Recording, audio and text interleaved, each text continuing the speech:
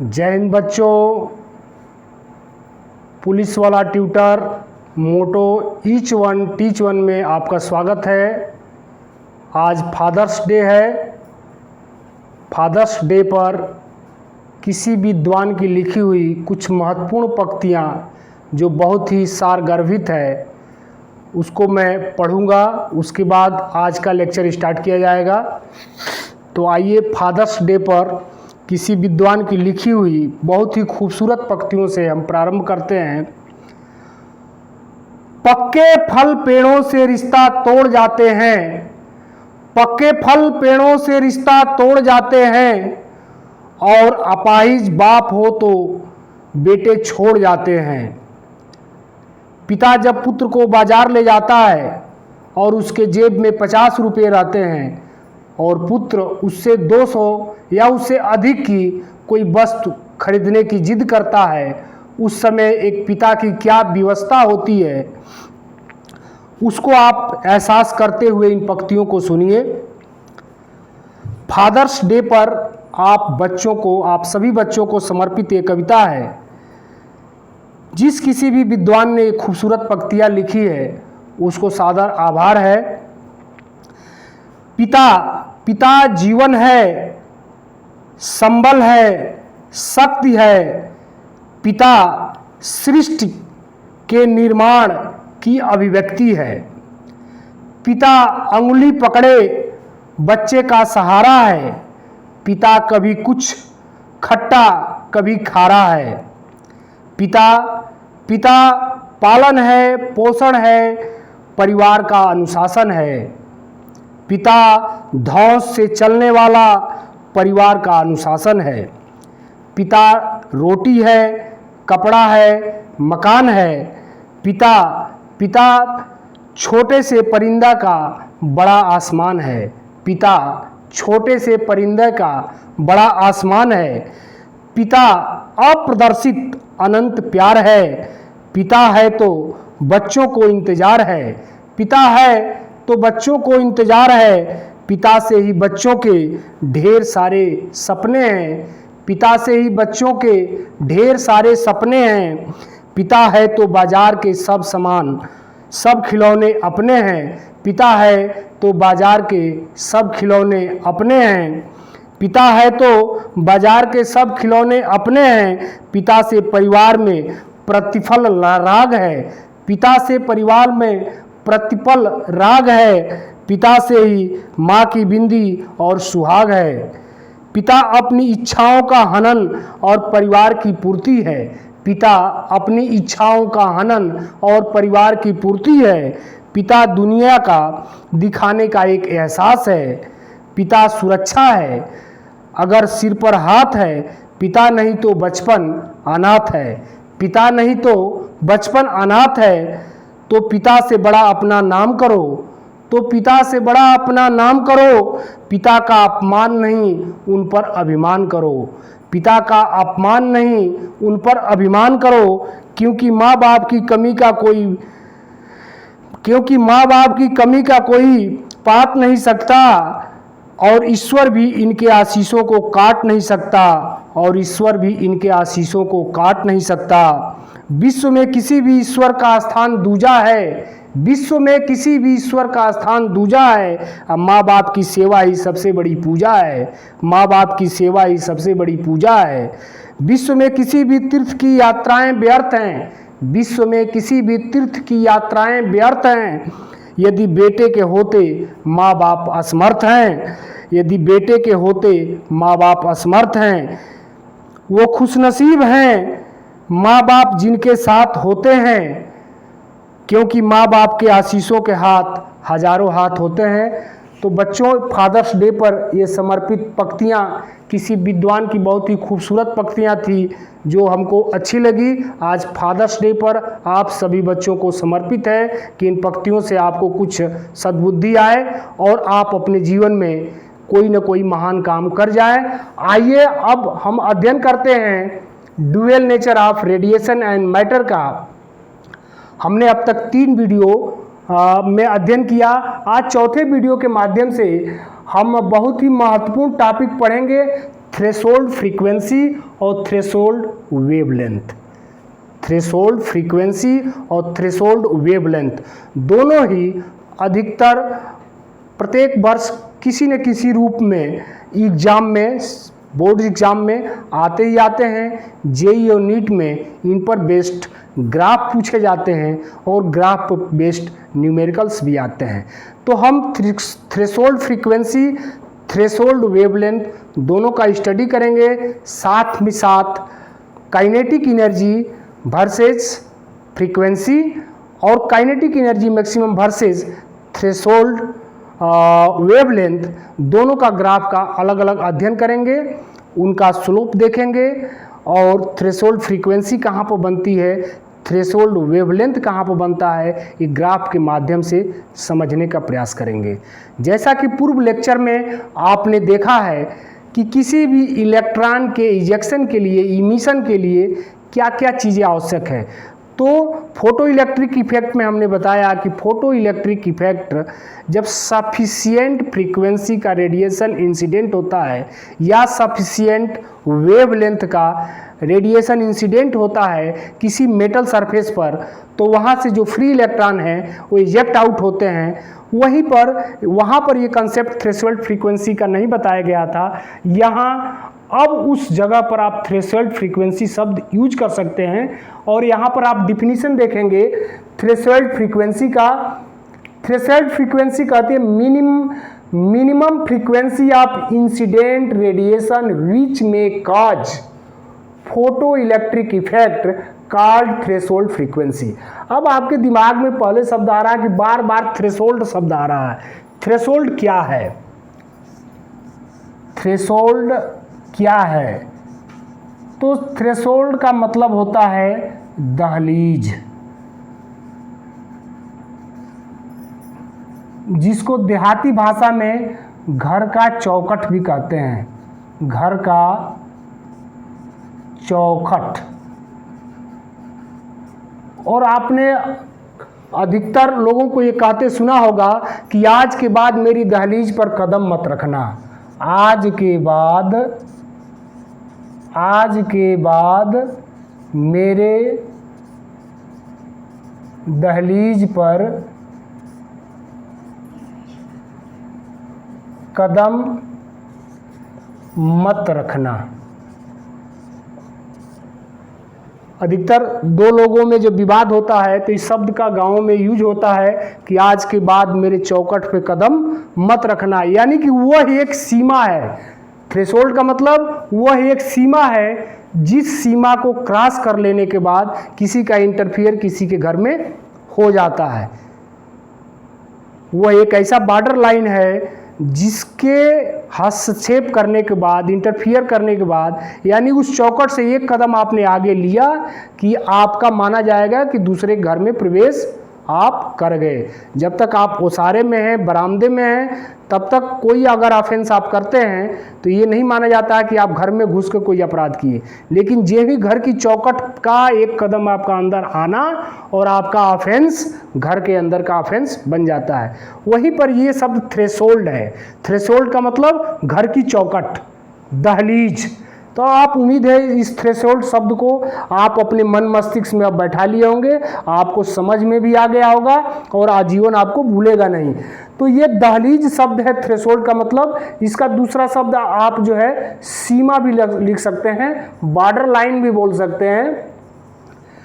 कुल मिला के थ्रेशोल्ड को आपको अपने कंसेप्ट में बैठाना है कि थ्रेशोल्ड क्या है। तब आप समझ पाए होंगे कि थ्रेशोल्ड का मतलब एक बॉर्डर लाइन, एक सीमा, घर की दहलीज, चौखट आदि शब्दों से आप इसको डिफाइन कर सकते हैं।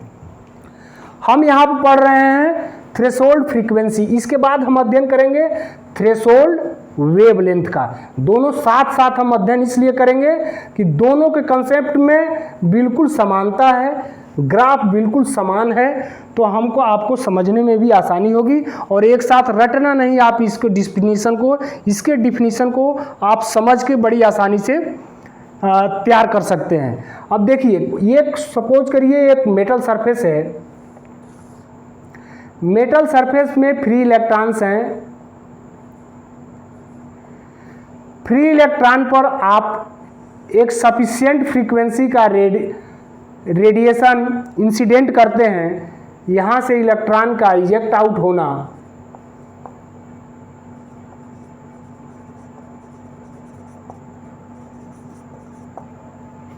ये फोटॉन है। अब थ्रेशोल्ड फ्रीक्वेंसी ये कहती है कि मिनिमम फ्रीक्वेंसी ऑफ इंसिडेंट, ये जो फोटॉन इंसिडेंट हो रहा है इसकी कम से कम कितनी फ्रीक्वेंसी होना चाहिए इस रेडिएशन का जो फोटो इलेक्ट्रिक इफेक्ट के लिए कारण बन जाए, काज बन जाए, यानी कि ये कम से कम कितनी फ्रीक्वेंसी इस पर इंसिडेंट कराएं इस मेटल सरफेस पर कि तुरंत उसमें इलेक्ट्रॉन का इजेक्शन हो जाए, मिनिमम कितना चाहिए। तो उसके लिए आप इसको समझ सकते हैं कि फॉर इमिशन ऑफ इलेक्ट्रॉन, किसी भी इलेक्ट्रॉन को, फ्री इलेक्ट्रॉन को इमिशन करने के लिए, इजेक्ट आउट होने के लिए कम से कम कितनी एनर्जी का फोटॉन चाहिए। तो उसके लिए है कि ये जो एनर्जी है फोटॉन की ये greater than equal to work function, यानी कि इस मेटल का जो वर्क फंक्शन है, मेटल का जो हर मेटल का वर्क फंक्शन होता है, पिछले लेक्चर में हमने वर्क फंक्शन को डिफाइन किया था और वर्क फंक्शन आप समझे थे। तो इसकी फोटॉन की एनर्जी इस मेटल के वर्क फंक्शन से या तो बड़ी हो या बराबर हो, दो ही स्थिति में यहाँ से इलेक्ट्रॉन का इमिशन होगा। या तो फोटॉन की एनर्जी मेटल सरफेस से इस मेटल के वर्क फंक्शन से ज़्यादा हो या कम से कम बराबर हो, या तो फोटॉन की एनर्जी मेटल के वर्क फंक्शन से ज़्यादा हो या फोटॉन की एनर्जी मेटल के वर्क फंक्शन से बराबर हो। दो ही कंडीशन में यहाँ से इलेक्ट्रॉन का इमिशन होगा। अब एनर्जी को आप लिखते हैं E equal to HF frequency के टर्म में, और वेवलेंथ के टर्म में आप क्या लिखते हैं, E equal to H lambda by C। अब यहाँ पर आपको देखना है कि हम यहाँ चूंकि फ्रीक्वेंसी के टर्म का अध्ययन कर रहे हैं तो फॉर इलेक्ट्रॉन इमिशन के लिए E greater than equal to phi, work function है फाई, और E एनर्जी इक्वल टू होता है HF, क्योंकि यहाँ HF इसलिए लेंगे कि ये फ्रीक्वेंसी के टर्म में है। HF greater than equal to phi. अब H को आप फाई से नीचे भेजते हैं तो frequency greater than equal to phi upon H। अब फाई जो मिनिमम फाई होगा, कम से कम कितना फ्रीक्वेंसी होगा, वो फाई बाई H होगा। ग्रेटर अगर ना रखें तो मिनिमम कितना होगा, फाई बाई H हो जाएगा। तो फाई बाई H से आप यहाँ से आप मिनिमम फ्रीक्वेंसी पा गए। इस मिनिमम फ्रीक्वेंसी को ही थ्रेशोल्ड फ्रीक्वेंसी कहते हैं, जिसको आप यहाँ पर F0 से शो कर सकते हैं। तो थ्रेशोल्ड फ्रीक्वेंसी क्या हो गया, minimum frequency equal to phi upon H। अब यहाँ से आप F मिनिमम को F0 equal to phi upon H equation number 1 मान लीजिए, और यहीं से फाई की वैल्यू क्या हो जाएगी, F0 into H equation number 2 मान लीजिए। अब यहाँ से आपको क्लियर हो गया कि इलेक्ट्रॉन फोटॉन की एनर्जी HF या तो बड़ी होगी वर्क फंक्शन से या इक्वल होगी, तभी इलेक्ट्रॉन का इमिशन होगा। यही डिफिनीशन में आप तैयार कर लेंगे, minimum frequency of incident radiation which may cause photo electric effect called threshold frequency. तो थ्रेशोल्ड फ्रीक्वेंसी आपको क्लियर हो गया होगा कि थ्रेशोल्ड फ्रीक्वेंसी क्या है। वह मिनिमम फ्रीक्वेंसी जो किसी मेटल सरफेस से फ्री इलेक्ट्रॉन को इमिशन करने के लिए आवश्यक है, वही थ्रेशोल्ड फ्रीक्वेंसी है। अब एक ग्राफ समझते हैं इसका, थ्रेशोल्ड फ्रीक्वेंसी और kinetic energy, maximum kinetic energy के बीच में क्या ग्राफ बनता है, इसको समझते हैं। यह कई बार जेई के और नीट के एग्जाम में पूछ चुका है, इसलिए इसको यहाँ पर शामिल किया गया है इस लेक्चर में टॉपिक नंबर 7 के माध्यम से, graph of maximum kinetic energy versus frequency. कुछ इस तरह का आप ग्राफ बनाएंगे, maximum kinetic energy of emitted electron, kinetic energy versus frequency. आपने ग्राफ प्लॉट किया, ग्राफ प्लॉट करने के बाद अब किसी फोटॉन को किसी फोटान जब इमिटेड होता है, इंसिडेंट होता है किसी फोटान का किसी मेटल सरफेस पर, तो काइनेटिक एनर्जी जो मैक्सिमम होता है वो फोटान की एनर्जी और मेटल सरफेस का सब्सट्रैक्शन से होता है। तो kinetic energy maximum equal to energy of photon minus work function. अब काइनेटिक एनर्जी मैक्सिमम फोटान की एनर्जी को आप फ्रीक्वेंसी के टर्म में HF लिखेंगे, और यहाँ से फाई की वैल्यू आप इक्वेशन नंबर 2 से, जो यहाँ पर इक्वेशन नंबर 2 में हमने फाई की वैल्यू निकाला फॉर इलेक्ट्रॉन इमिशन से HF नॉट, अब HF नॉट आप यहाँ फाई की वैल्यू रख दिया आपने। अब ये आपको y equal to m x plus c के टर्म्स में आपको दिखाई दे रहा है, y equal to m x plus c. अब यहाँ से आप y की इक्वल टू क्या लिख देंगे, y इक्वल टू हो जाएगा काइनेटिक एनर्जी मैक्सिमम, यहाँ से आप देख पा रहे होंगे। m की जगह पर आप क्या लिखेंगे, m equal to h, x equal to f और c equal to minus HF naught. अब यहाँ से आप देख लीजिए, चूंकि यहाँ पर c माइनस में है तो HF नॉट जो इसकी वैल्यू है ये माइनस डायरेक्शन की तरफ है। अब यहाँ से आप y एक्सिस में आप देखिए kinetic energy maximum y axis में हो गया, x में आपकी फ्रीक्वेंसी हो गई, x एक्सिस में फ्रीक्वेंसी हो गई। जो इसका स्लोप है, slope c equal to minus slope, यहाँ से एक बार और देखते हैं, y equal to m x plus c, m की वैल्यू h आ गई, और यम को ही आप जो है स्लोप कहते हैं। तो यहाँ से थीटा, जैसे आप पहले भी जानते हैं स्लोप को, या टेन थीटा या यम, ये सब स्लोप कहलाते हैं। और स्लोप यहाँ पे आपका कितना आ गया, h आ गया। अब ये पॉइंट जो A है, A पॉइंट पर जो थ्रेशोल्ड फ्रीक्वेंसी है, यानी कि minimum frequency F not show करती है A पॉइंट पर मिनिमम फ्रीक्वेंसी को।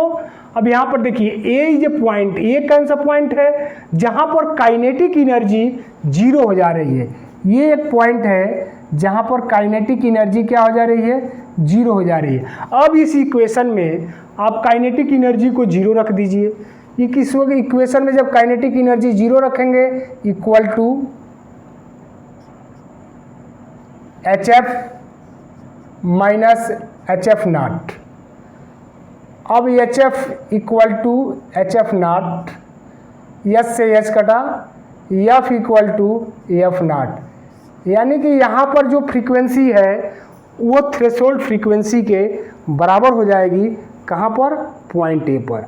तो पॉइंट A पर F equal to F naught आपको मिलता है।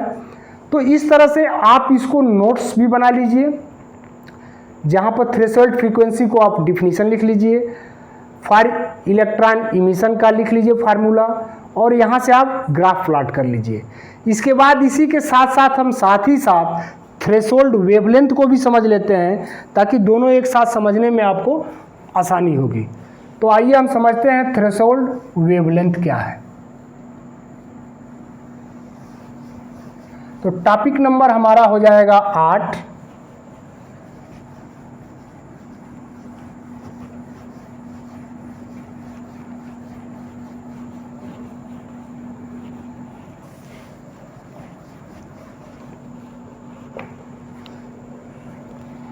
Threshold wave length.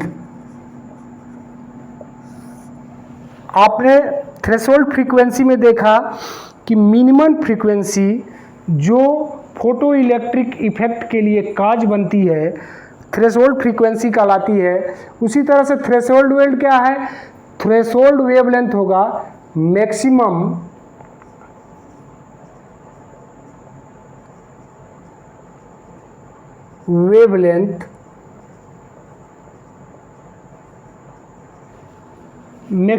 Wavelength of incident radiation which may cause photoelectric effect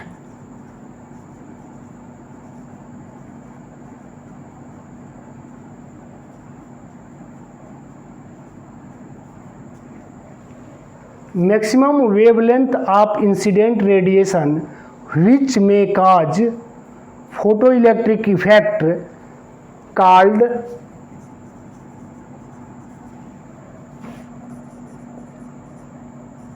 threshold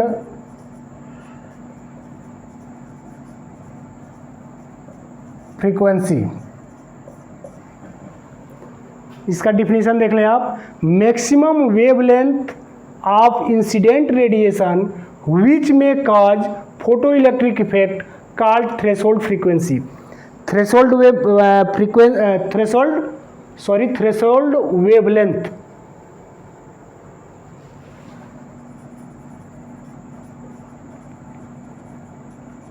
threshold frequency में हमने क्या देखा था, यहाँ पर केवल मिनिमम था। Minimum frequency of incident radiation which may cause photo electric effect called threshold frequency. तो फ्रीक्वेंसी में दो चीज़ बदलना है। थ्रेशोल्ड फ्रीक्वेंसी में मैक्सिमम की जगह पर मिनिमम हो जाएगा और बाकी वेवलेंथ की जगह पर फ्रीक्वेंसी हो जाएगा। सेम डिफिनीशन यही रहेगा। वहाँ पर मिनिमम फ्रीक्वेंसी की बात हम करते हैं और यहाँ पर मैक्सिमम वेवलेंथ की बात करते हैं। और फॉर इलेक्ट्रॉन इमिशन के लिए क्या होगा वेवलेंथ की टर्म में, तो यहाँ पर हम लिखेंगे फॉर इलेक्ट्रॉन इमिशन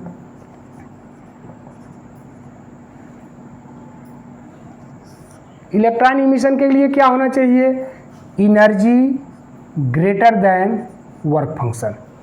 जो फोटॉन की एनर्जी है वो ग्रेटर देन वर्क फंक्शन के बराबर होना चाहिए या बड़ा होना चाहिए।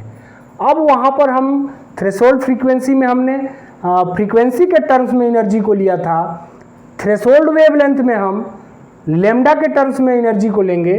तो यहाँ पर E इक्वल टू आप जानते हैं HF या SC बटा लेमडा, दोनों चीज़ आप पहले से जानते हैं। तो यहाँ हम एनर्जी को SC बटा लेमडा के टर्म्स में लेंगे ताकि थ्रेशोल्ड वेवलेंथ को डिफाइन कर पाएँ। Is greater than equal to 5। अब चूंकि यहाँ पर हमको लेमडा के टर्म्स में लेना है, तो लेमडा के टर्म्स में लेने के लिए आप क्या करेंगे, HC upon 5 is less than equal to lambda, या इसी को आप लिख सकते हैं lambda smaller than equal to SC upon 5। समझ पा रहे होंगे हमारी बात आप। E greater than equal to 5, energy को हमने लेमडा के टर्म्स में लिखा, SC upon lambda greater than equal to 5। Lambda को हम इधर ले गए, SC upon 5 is greater than equal to lambda, और लेमडा को हम इधर लाए तो लेमडा क्या हो जाएगा, less than equal to SC upon 5। अब यही लेमडा क्या हो गया, लेमडा मैक्सिमम हो गया। क्या हो गया ये, लेमडा मैक्सिमम SC अपान 5। इसी लेमडा मैक्सिमम को हम बोलते हैं लेमडा नॉट या threshold wavelength equal to SC upon 5। तो आपको लेमडा नॉट की वैल्यू प्राप्त हो गई SC अपान 5। अब यहाँ पर इसका ग्राफ भी हम साथ के साथ समझ लेते हैं। तो ग्राफ हम प्लॉट करते हैं।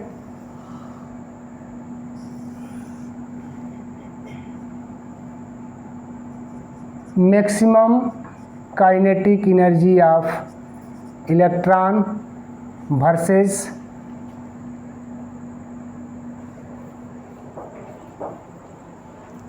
यहाँ पर 1 बाई लेमडा के टर्म्स में, चूंकि लेमडा आपका नीचे आ रहा है 1 बाई लेमडा के टर्म्स में आ रहा है, तो 1 बाई लेमडा ऑफ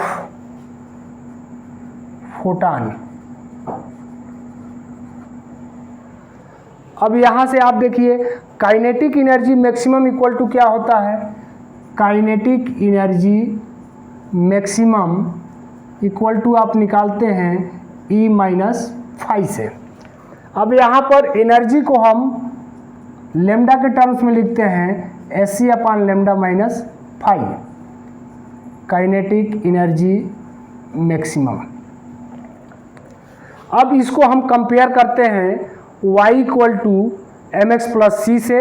अब यहाँ से फाई की वैल्यू हम लिखेंगे Hc अपॉन लेमडा नॉट। यहाँ से आप फाई की वैल्यू निकाल सकते हैं इस इक्वेशन से, phi equal to Hc upon lambda naught. तो यहाँ से आप फाई की वैल्यू यहाँ पुट करेंगे Hc upon lambda naught, Hc upon lambda kinetic energy maximum. y equal to m x plus c से इसका कंपेयर कर लीजिए। y एक्सिस में आपको दिखाई दे रहा है y axis equal to kinetic energy maximum है। m की वैल्यू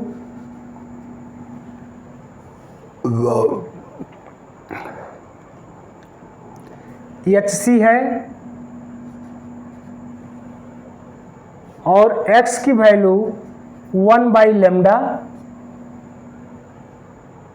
तो यहाँ से आपका जो स्लोप है, ये जो स्लोप बन रहा है आपका m इक्वल टू Hc, यहाँ से आपको स्लोप मिल रहा है। यहाँ पर A पॉइंट वह पॉइंट है जहाँ पर मैक्सिमम वेवलेंथ आपको प्राप्त हो रहा है लेमडा नॉट। तो ये पॉइंट आपका हो गया 1 अपॉन लेमडा नॉट और इसकी वैल्यू आपकी Hc अपॉन लेमडा नॉट। तो ये वैल्यू आपका आ गया Hc अपॉन लेमडा नॉट। तो इस तरह से आपने थ्रेशोल्ड वेवलेंथ का और थ्रेशोल्ड फ्रीक्वेंसी का डिफिनीशन, साथ साथ उनके ग्राफ और उनके ग्राफ का कंपैरिजन आप y equal to m x plus c से करके आप पूरा स्टडी कर लिए। इसको आप बिल्कुल नोट्स के रूप में उतारिए, बार बार रिवीजन करिए। निश्चित रूप से आपको थ्रेशोल्ड फ्रीक्वेंसी, थ्रेशोल्ड वेवलेंथ का कंसेप्ट क्लियर हो गया होगा। थ्रेशोल्ड क्या है ये भी आज शब्द आप समझ पाए होंगे कि बुक्स में आप बार बार पढ़ते हैं थ्रेशोल्ड थ्रेशोल्ड। थ्रेशोल्ड का सीधा मतलब बॉर्डर लाइन, सीमा, चौखट, घर की चौखट, घर की दहलीज, इन शब्दों से ले सकते हैं। फ्रीक्वेंसी में आपको ध्यान देना है थ्रेशोल्ड फ्रीक्वेंसी में कि मिनिमम फ्रीक्वेंसी रिक्वायर्ड जो होगी किसी मेटल सरफेस से इलेक्ट्रॉन इमिशन के लिए, फोटो इलेक्ट्रिक इफेक्ट के लिए, वो थ्रेशोल्ड फ्रीक्वेंसी हो गई। थ्रेशोल्ड वेवलेंथ क्या होगा? मैक्सिमम वेवलेंथ जो फोटो इलेक्ट्रिक इफेक्ट के लिए काज बनेगी, कारण बनेगी, वो थ्रेशोल्ड वेवलेंथ हो गया। दोनों का आपने ग्राफ देख लिया और दोनों के आपने फार्मूले देख लिए। उम्मीद है आपका आज का लेक्चर आपको पसंद आया होगा। तब तक के लिए बहुत बहुत धन्यवाद। Thank you. जय हिंद।